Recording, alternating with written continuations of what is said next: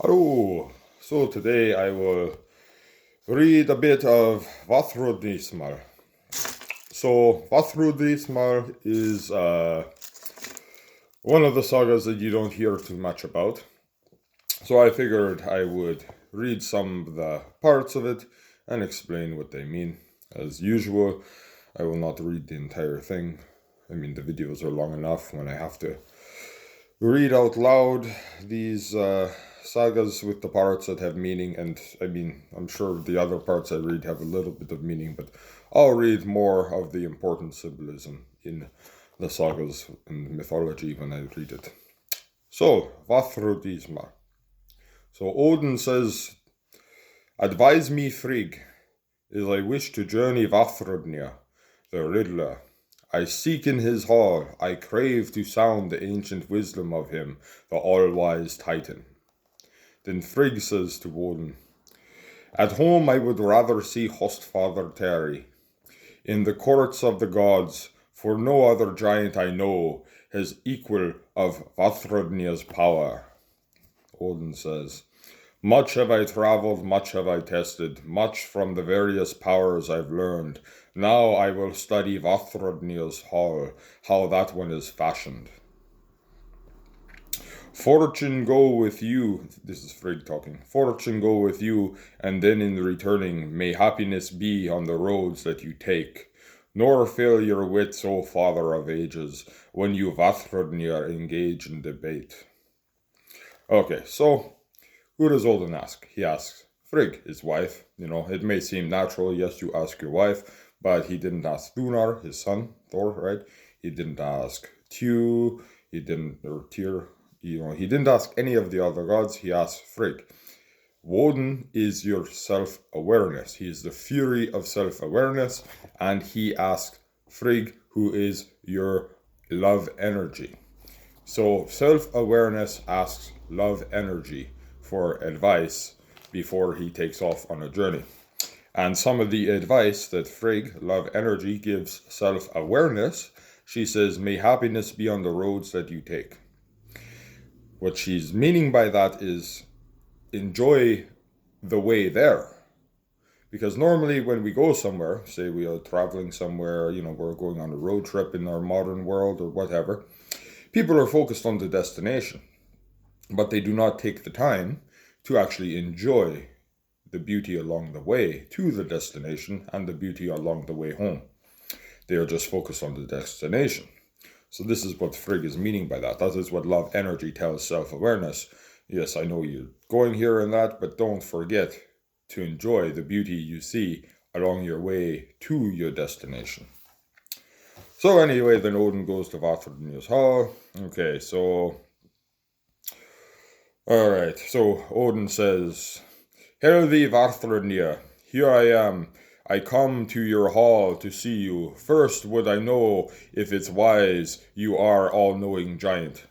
And then Vafþrúðnir says, "Who is this man who in my hall hurls such words at me? Never shall you leave this place if you are not to the wiser." Then Odin says, "Gagnarad is my name. I come on foot, and athirst your hall. I have wandered afar and need welcome and your hospitality, giant." So Gagnarad is what Woden calls himself. Again, he's always in some type of disguise when he goes wandering, right? So he doesn't want the giant to know that he is Allfather Woden. So he calls himself Gagnarad, and he thinks, it says he thinks he's a man. He doesn't know it's Woden the god yet. But at the end, he figures that out. So Gagnarad means gainful counsel, is what Woden calls himself. Alright, so I'll skip a bit, so they start talking in debate, right? That's what's gonna be going on here when I start reading. Okay, so Vafþrúðnir is asking Woden questions, Woden's answering. So Vafþrúðnir says, "Tell me then, Gagnarad, as you from the floor will try your success, what name has that steed that draws from the east the night over useful powers?" And then Gagnarad, or Woden, says, "Frostmane is the steed that draws in space each night over useful powers. Each morning the froth falls from his bridle, thence drops the dew in the dells. So right here, it's talking about the mind, the moon, right? The steed that pulls the moon, and over useful powers. Suna, the sun, right? Your soul. That is the useful powers, because the moon reflects the sun, and the mind reflects the soul, what your soul wants to experience. And then it says the drops of dew in the dells. So what that means, it's the dew, which is the thu, the part of Ithuna's name, as I say in my video about Ithuna, and the part of Thunar's name, as I say, when I talk about Thunar, it is thu became dew because the Thurizat's became that funny looking D with like a cross line over it, and it kind of bends, and that still made kind of a th sound, but not as long as the Thurizat's. And then later on it actually changed to an actual D. And it also means you, because thu is the nectar of the moon, the nectar of the mind. And what are we? We are man. Man means moon, man means mind.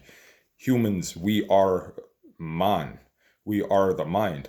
And this is the du of our mind.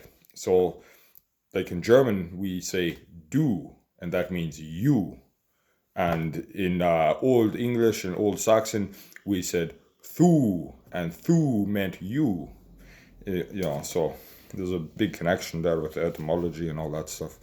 Anyway, so I will carry on. All right, so Vafþrúðnismál says, "Tell me, Gagnarad, as you from the floor will try your success, what name has that stream that is shared and divides the grounds of gods and titans?" And Gagnarad says, "Ingfinga is the stream that is shared and divides the grounds of the gods and the titans. He shall run free and open forever. No ice ever forms over that river." So I have a video about the river Ingfinga, if you want to look at it, in the Bifrost Bridge. So you see, Ingfinga means doubt. And doubt is what separates the realms. We know from the mythology of Loki and Thor when they go to Jotunheim. It says the river that separates the gods and Midgard is Ingfinga. And it also, in this mythology, tells us it also separates the giants from the gods. And that makes sense, because the gods are in timeless perfection. The celestial gods, the Aesir, and the Vanir who live in Asgard with the Aesir, they all experience timeless perfection. So they can't experience things, they don't want to experience things like we do here on Midgard that are the giants, because the giants are things like gravity, space-time, and natural forces, things like that. That is what the giants usually tend to represent. So that is why the River of Doubt separates the giants and the gods also. Not only it separates Midgard from Asgard, but we can connect through meditation and energy work and ritual, which is connecting through the Bifrost Bridge. But it never freezes up. Even if we humans connect from Midgard, we have to go over the Bifrost Bridge. The river does not just freeze up and we can walk over it. So the doubt always remains, but when you do ritual and things like that, you can connect over it with what they call the Bifrost Bridge, which is actually the elements. And there's 3 of the 5 elements. And so basically what it's saying is the doubt will always be there. It's a perfectly human nature. It's a nature between the gods and the giants and everything. It's a nature that will always be there. And you'll always have doubt. A doubt never freezes up, it never goes away. But when you want to connect and overcome your doubt, that is what we learn from the other mythology, that you do ritual, which is working with the elements and things like that, to connect with your higher self, which is the gods. All right, so then where are we going here? Yes, okay. So, Vafþrúðnismál says, "Tell me then, Gagnarad, as you from the floor will try your success, what name has that plain where the battle is fought between Surt and the beneficent gods?" Alright, so the beneficent gods represents, again, your higher self, your highest awareness. Surt represents pure destructive chaos. And Gagnarad says, "Vigrid is the plain where the battle is fought between Surt and the beneficent gods. 100 days' journey on every side. That plain is created for them. So Vigrid has another name called Okopinira.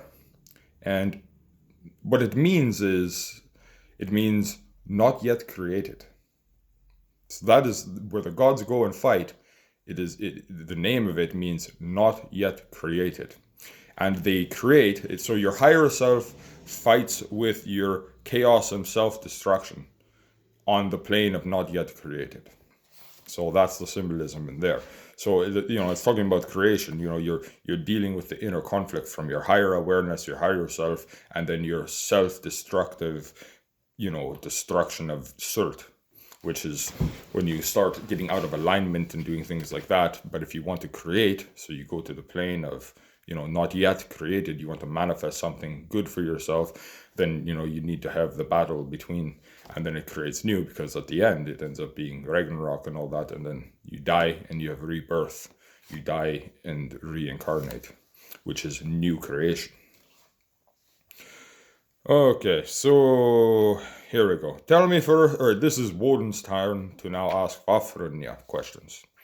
Tell me first if your wit suffices, and Vafþrúðnismál if you know it. Whence came the earth, the heaven above it, first thou knowing giant? And then Vafþrúðnismál says, of Ymir's flesh was the earth formed, the mountains were built of his bones, of his frost-cold giant's brain-pan heaven, and the billowing seas of his blood. So Ymir, I have a video about Yrmisl, how in the Saxon mythology, Yrmisl was the giant Ymir.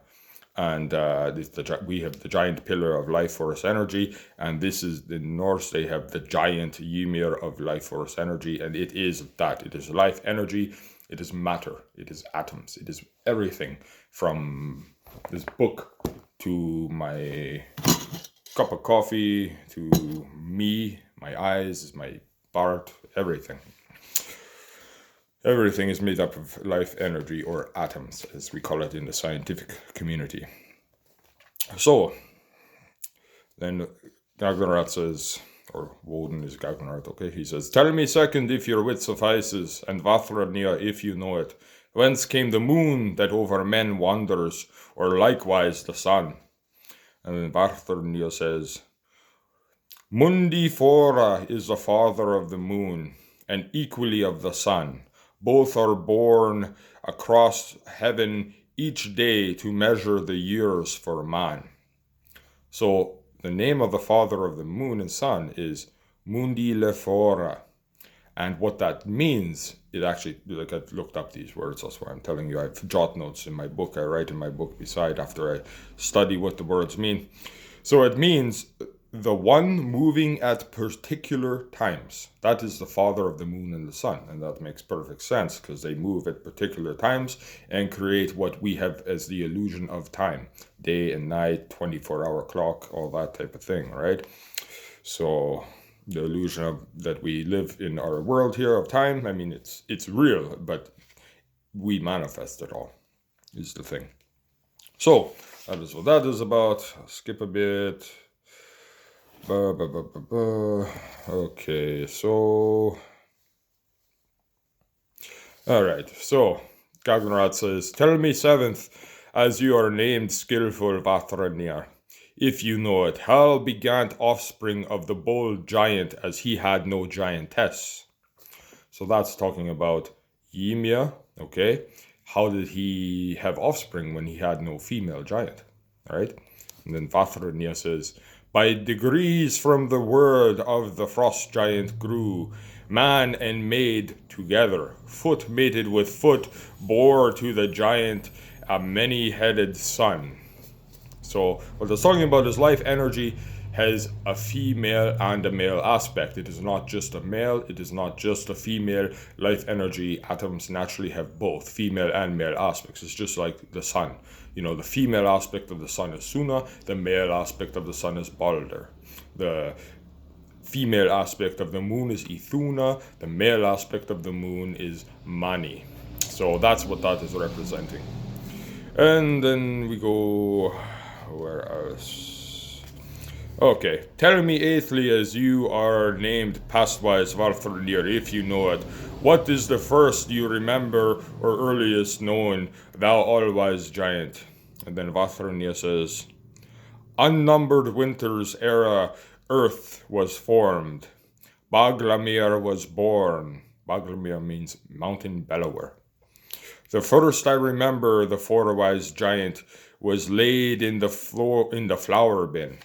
Okay, so the flower bin, what that actually means, I looked it up, what it means in the Old Norse word that they used. Because I read the English translation, then I read the Old Norse translation, and then I figure out what weird things actually mean. Because whenever something like that doesn't really make sense, there's real symbolism behind it.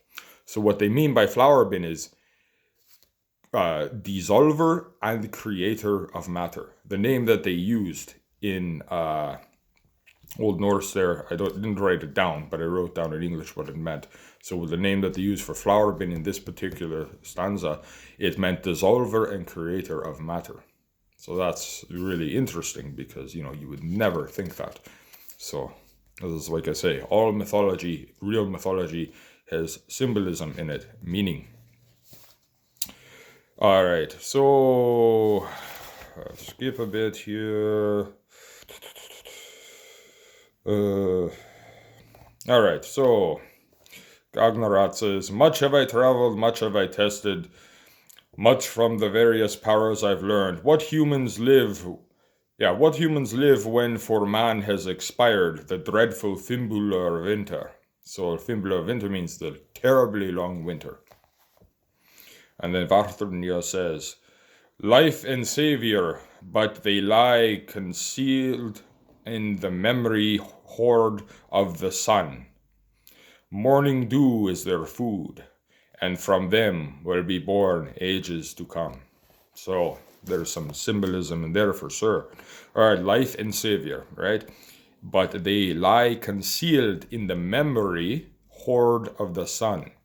So the memory of the soul, the sun, right? Morning dew, that's that thu, the nectar of the mind that I always talk about, and it's in all the mythology. It's always popping up in the mythology. That's why it's so interesting and so important that it is a part of Thunar's name and is a part of Ithuna's name. So that's why, and it's all over the mythology, the dew or the thu, the nectar of the moon, of the mind. So that is their food. Morning dew is their food. So that's what feeds the soul. And from them will be born ages to come. So that's when, the future people and all that come after Ragnarok. Okay, so I skip to the end now. There it is. All right, Gagnarat says, much have I traveled, much have I tested, much from the various powers I've learned. What shall become of Odin, the aged, when the ruler's reign is riven? And Vafþrúðnir says, the wolf shall devour the father of ages, but Vidar shall come to avenge him. Vidar shall cleave the icy jaws with Vingur's sacred weapon. So that has some symbolism in it for sure. Because it's talking about Ragnarok when Odin dies, right? He gets eaten by the wolf. It doesn't actually say if he dies or not. All right, so the wolf is your ego, and it devours, right? And Woden is your fury of self-awareness. The ego in Ragnarok devours, eats your self-awareness. And then Woden's son Vidar, and he means opener, the open of mind. He opens your mind. Vidar comes to open the mind when the ego eats your self-awareness. And what does he use? He uses Vingur's sacred weapon, that is Mjolnir, Thor's hammer. And what is Thor? Thor is the god of the nectar of the mind. He is a god of the mind. He is one of the gods of the moon and the mind also. And he uses Thor's weapon, his hammer, for cleave the icy jaws with Vingur's sacred weapon. So he uses the power of the mind, and he opens the mind to stop the ego from devouring your self-awareness. So that's the symbolism in that. And then I'll just read the last lines, and then that's the end of it. Much have I traveled, much have I tested, much of the various powers I've learned. What whispered Odin in the ear of his son, which is Balder, as the latter was born on the pyre. And then Vafþrúðnir, now he finally understands this is Woden and not a man that he's talking to. He says, none knows what you in the foretime spoke at the pyre in the ear of your son. With the lips of one dead have I told my tale, runes of old of Ragnarok. And that's the end of it. So that's Vafþrúðnismál and a little bit about it so you can understand it better. Tus.